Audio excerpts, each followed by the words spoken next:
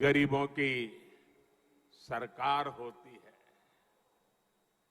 तो कैसे उसकी सेवा करती है, कैसे उसे सशक्त करने के लिए काम करती है, ये आज पूरा देश देख रहा है। 100 साल के सबसे बड़े संकट काल में, कोरोना महामारी के इस समय में भी देश ने ये लगातार अनुभव किया है। महामारी शुरू हुई तो गरीब के सामने खाने पीने की समस्या हुई तो हमने देश के अन्न के भंडार देशवासियों के लिए खोल दिए।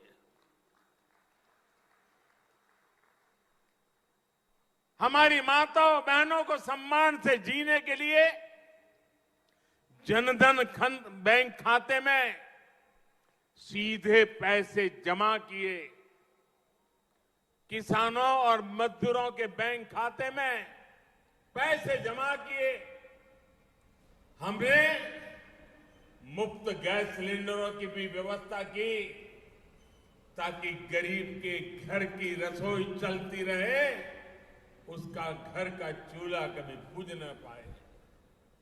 जब इलाज की चुनौती बढ़ी तो हमने टेस्टिंग से लेकर ट्रीटमेंट की सुविधाओं को गरीब के लिए सुलभ कर दिया। जब वैक्सीन आई तो हमने ये सुनिश्चित किया कि हर भारतीय को वैक्सीन लगे, मुफ्त लगे। તમારા બધાના વેક્સિન लाग्या છે ને? ટીકાકરણ થઈ ગયું છે ને? કોઈને કાણી પાઈ આપવી પડી છે?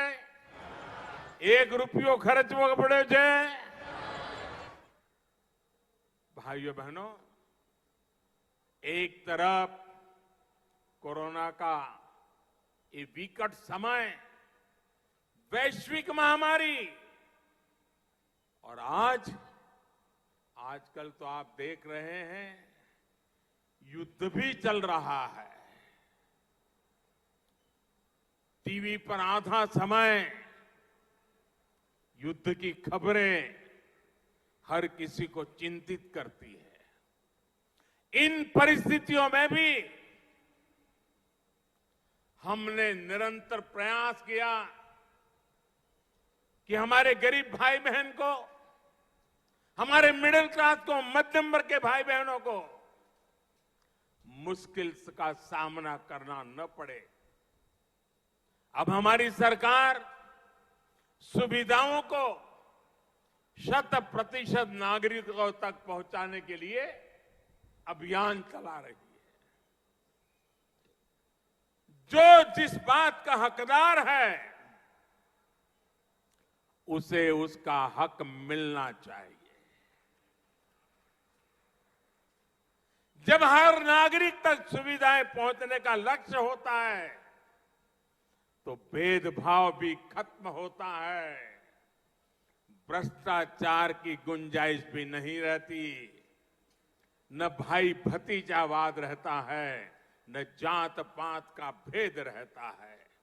इसलिए हमारी सरकार मूलभूत सुविधाओं से जुड़ी योजनाओं को सैचुरेशन तक, 100% तक पहुंचाने में जी जान से जुटी हुई है।